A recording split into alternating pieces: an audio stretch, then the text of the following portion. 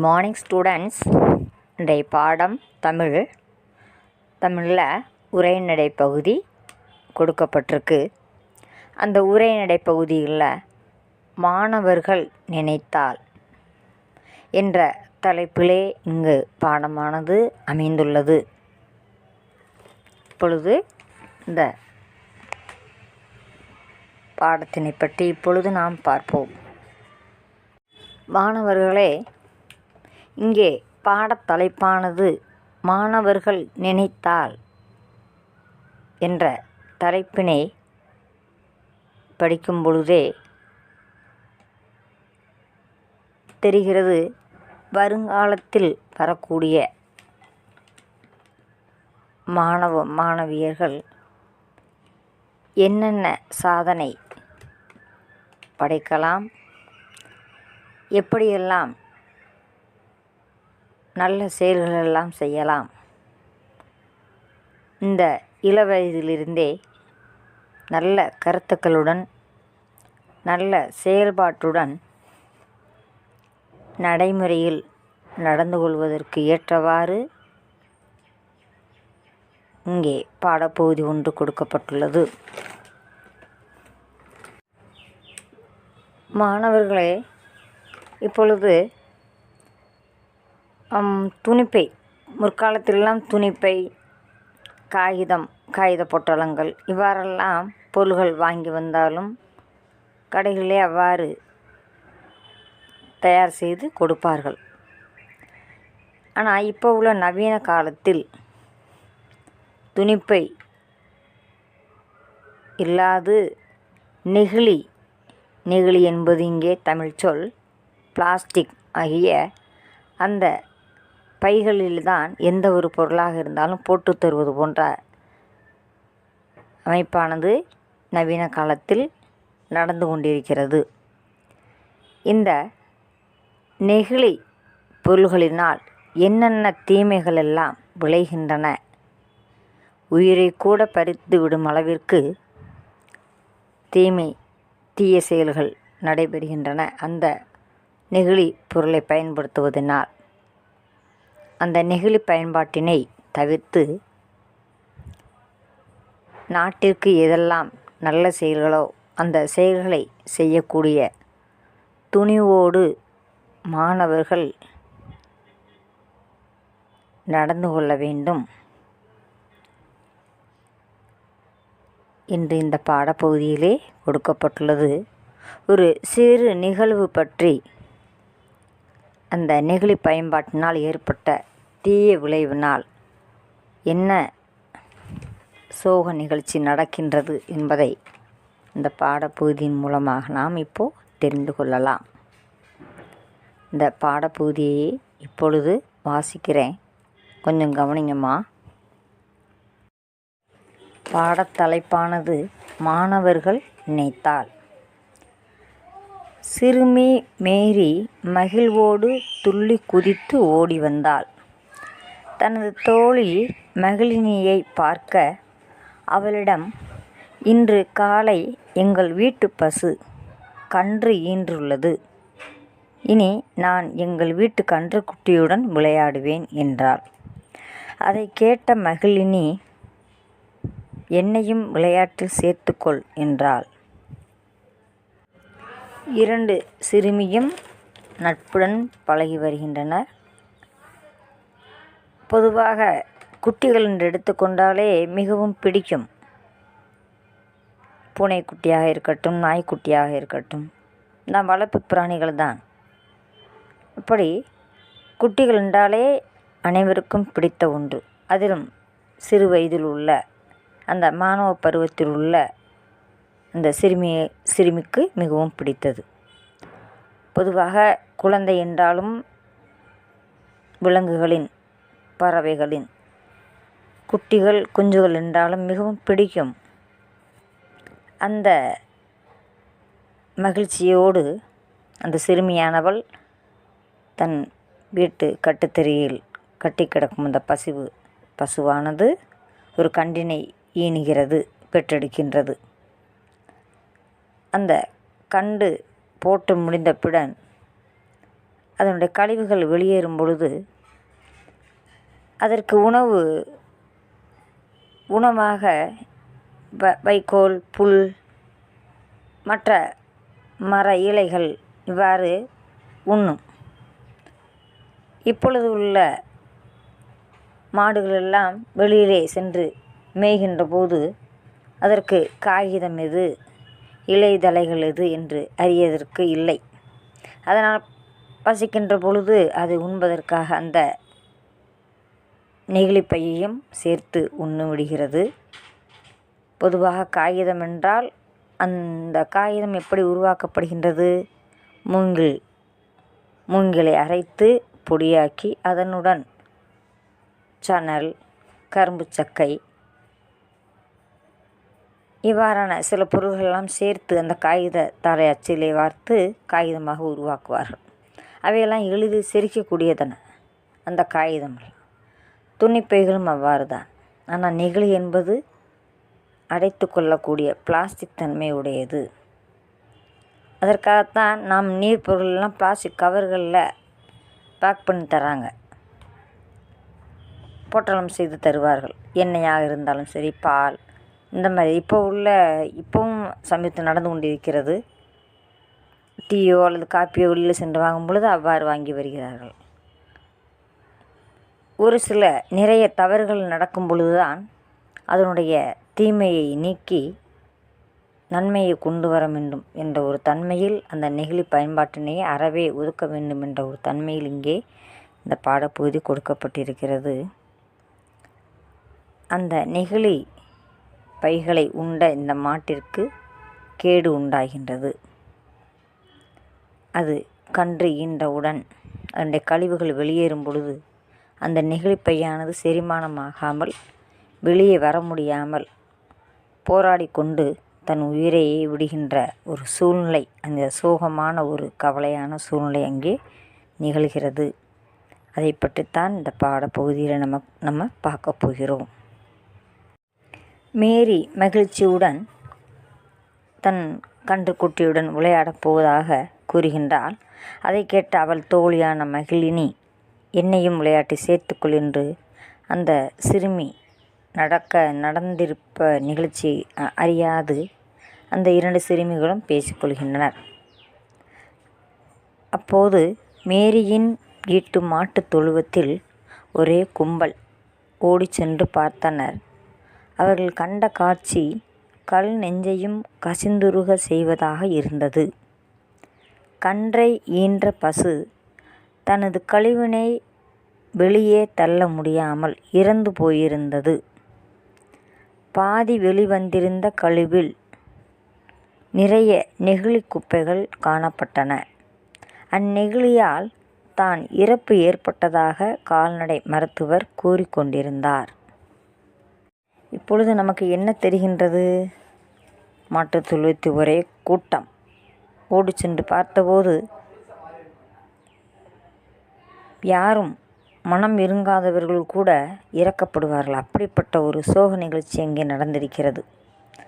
கன்றை பெற்றெடுத்த அந்த பசுவானது தன்னுடைய கழிவினை வெளியேற்ற முடியாமல் இறந்து போய்விட்டது. என்ன காரணம்? இந்த நெகிழி செரிமானமாகாமல் அப்படி அடைத்து கொண்டது. அதை வெளியேற்ற முடியாமல் தவித்து கொண்டிருந்த அந்த பசுவானது இறந்து விட்டது என்று கால்நடை வெட்டினரி டாக்டர் அப்படின்னு சொல்லுவாங்க ஆங்கிலத்தில். அந்த கால்நடை மருத்துவர் கூறிக்கொண்டிருக்கிறார். இந்த நிகழ்வுக்கு பிறகு என்ன நடக்கின்றது? வேதனையுடன் பள்ளிக்கு சென்றனர் மேரியும் மகிழினியும். சோகமாக அமர்ந்திருந்த இருவரையும் அழைத்து காரணம் கேட்டார் வகுப்பு ஆசிரியர். பிறகு நெகிழிகளை பயன்படுத்துவதால் பல தீமைகள் ஏற்படுகின்றன. மட்காத இந்த குப்பைகளால் சாக்கடைகளில் நீர் தேங்கி துர்நாற்றம் வீசுவதோடு ஈ மற்றும் கொசுக்கள் உற்பத்தியாகி நோய் பரவுகிறது. நெகிழி குப்பைகளை எரிப்பதால் ஓசோன் படலம் பாதிப்படைகிறது. இதனால் சூரியனின் புற ஊதா கதிர்கள் நேரடியாக நம்மை தாக்குகிறது. இதனால் தோல் நோய்கள் ஏற்படுகின்றன என்று விளக்கினார். இது பற்றி பேசிக்கொண்டிருப்பதை விட்டுவிட்டு செயலில் இறங்குவோம் என்றார். பள்ளியின் நலன் காக்கும் பள்ளி மேலாண்மை குழுவினை கூட்டி நெகிழி பற்றிய தீமைகளை எடுத்துரைத்தார். பொதுவாக தன் வீட்டில் ஏதாவது ஒரு சோகமோ அது சந்தோஷமாக ஒரு நிகழ்வு நடந்தால் நாம் என்ன செய்வோம்? மகிழ்ச்சியாக இருந்த ரொம்ப ஆடம்பரமாக ஒரு ஆர்ப்பரிப்போடு சந்தோஷத்தில் இருப்போம். ஆனால் இவர் சோகத்தில் இருக்கின்றார்.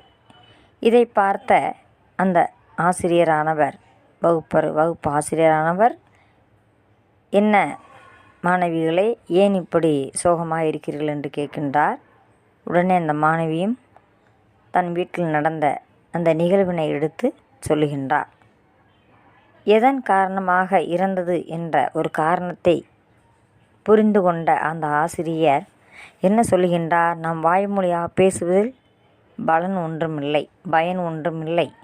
அதனால் செயலிலே இறங்குவோம். இதை தவிர்ப்பதற்குரிய என்ன நடவடிக்கையோ அதை நாம் எடுப்போம் என்று கூறிவிட்டு என்ன செய்கின்றார்?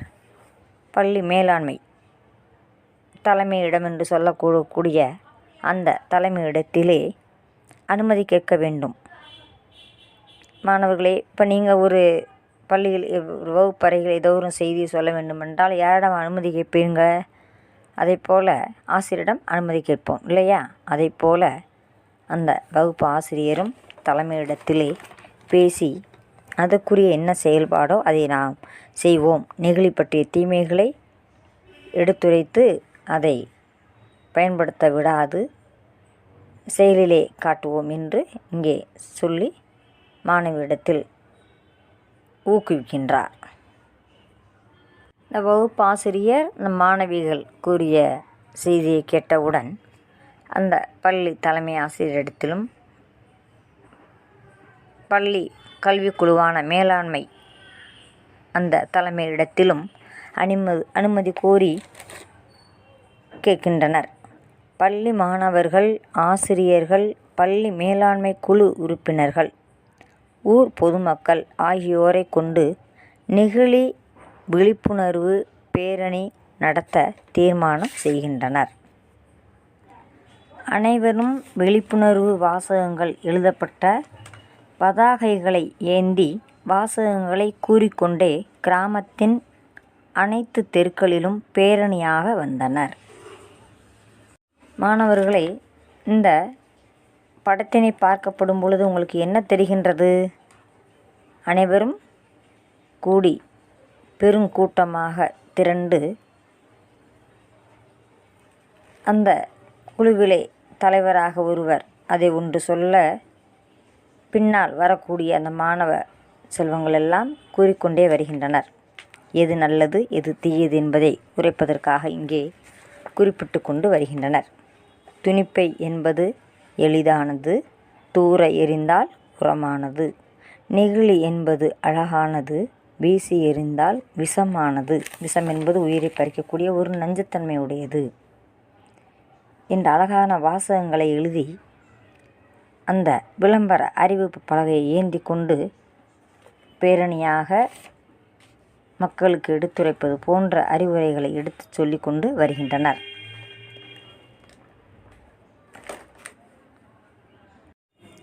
பூமியை கெடுக்கும் பூதம் யாரு? நெகிழி என்றே அதற்கு பேரு. வீதி எங்கும் பறக்குது நெகிழி குப்பை, விழி பிதுங்கி அழுகிறது பூமி பந்து. உருவாக்குவோம் நெகிழியற்ற உலகை உருவாக்குவோம் என்ற அருமையான அந்த விழிப்புணர்வு வாசகங்களை எழுதி அந்த மாணவர்கள் கூறிக்கொண்டே வருகின்றனர். இந்த வாசகங்களை பாருங்கள். பூமியை கெடுக்கும் பூதம் யாரு? நெகிழி என்றே அதற்கு பேரு. வீதி எங்கும் பறக்குது நெகிழி குப்பை, விழி பிதுங்கி அழுகிறது பூமி பந்து. உருவாக்குவோம் நெகிழியற்ற உலகை உருவாக்குவோம் என்று கூறிக்கொண்டு வந்தனர். ஒரு வாசகமாக, துணிப்பை என்பது எளிதானது, தூர எறிந்தால் உரமானது. நெகிழி என்பது அழகானது, வீசி எறிந்தால் விஷமானது. இவ்வாறாகப்பட்ட துண்டு பிரசுரங்களை எழுதப்பட்ட அந்த காகிதங்களை பொதுமக்களிடம் கொடுத்து நெகிழியின் தீமைகளை எடுத்து கூறினர். மாணவர்களும் ஆசிரியர்களும் அந்த மேலாண்மை குழுவினுடைய அனுமதியோடு வீதி வீதியாக சென்று அந்த பிரசுரங்கள், அந்த வாசகங்கள் மூலமாக மக்களுக்கு விழிப்புணர்வை ஏற்படுத்தினர். அதைத்தான் இங்கே தீர்மானம் நிறைவேற்றப்பட்டது. அனைவரும் விழிப்புணர்வு வாசகங்கள் எழுதப்பட்ட பதாதைகளை ஏந்தி வாசகங்களை கூறிக்கொண்டே கிராமத்தின் அனைத்து தெருக்களிலும் பேரணியாக வந்தனர். இம்மாதிரியான விழிப்புணர்வு வாசகங்கள் எழுதப்பட்ட துண்டு பிரசுரங்களை பொதுமக்களிடம் கொடுத்து நெகிழியின் தீமைகளை எடுத்து கூறினர். மேலும் ஒவ்வொரு மாணவனும் பயன்படுத்தப்பட்ட காகிதங்களை கொண்டு பைகள் செய்து வைத்திருந்தனர். அதனை அவ்வூரின் அனைத்து கடைகளிலும் கொடுத்து அந்த பைகளை பயன்படுத்த சொல்லி நெகிழியின் தீமைகளை எடுத்து கூறினர். உள்ளூர் மக்களிடம் இனி கடைகளில் பொருட்கள் வாங்கும்போது துணிப்பைகளை கொண்டு செல்ல அறிவுறுத்தினர். ஒரு தீய செயல் நடந்த பின்புதான் அதனுடைய நன்மை தீமை உணர முடிகின்றது. இவ்வாறாக அந்த மாணவ செல்வங்கள் எல்லாம் ஒன்று கூடி காகிதங்களிலே செய்த அந்த பைகளை கொண்டு கடைகளில் கொடுத்து அதன் மூலமாக மக்களுக்கு விழிப்புணர்வை ஏற்படுத்தி கொடுத்து அறிவுறுத்தினர். நெகிழியை நீக்கிவிட்டு இவ்வாறான உரமாகக்கூடிய அந்த பொருள்களை பயன்படுத்துங்கள் என்று எடுத்து கூறினர். பெரியோர்கள் கூறியுள்ளனர், எறும்பு ஊற கல்லும் தேயும் என்ற ஆண்டோரின் வாக்கிற்கேற்ப இச்சிறு பிள்ளைகளின் முயற்சியால் அந்த ஊர் நெகிழியற்ற ஊராக மாறி வருகிறது. இந்த பெரியோர்களின் வாக்கு என்ன? எறும்பு ஊற கல்லும் தேயும் என்பது போல அந்த சிறு வயதினரான அந்த மாணவ செல்வங்கள் எடுத்த முயற்சியால் அந்த நெகிழி பயன்பாடே நீக்கப்பட்ட சூழ்நிலை மாறி நல்ல செயல்கள் எல்லாம் இங்கே நடக்கின்றன என்பதை பற்றித்தான் இங்கே இந்த பாடப்பகுதியிலே கொடுக்கப்பட்டுள்ளது. பாடப்பகுதியில் கொடுக்கப்பட்ட பொருள் விளக்கம். நெகிழி என்பது பிளாஸ்டிக். தமிழிலே நெகிழி என்று குறிப்பிடுவோம். இதனையே ஆங்கில சொல்லாக பிளாஸ்டிக் என்று இங்கே சொல்லப்படுகின்றது. பேரணி, பெருங்கூட்டம், ஆன்றோர், பெரியோர். பிரசுரங்கள், அறிவிப்பு சீட்டுகள். சோகம், கவலை. ஈன்ற, பெற்றெடுத்த.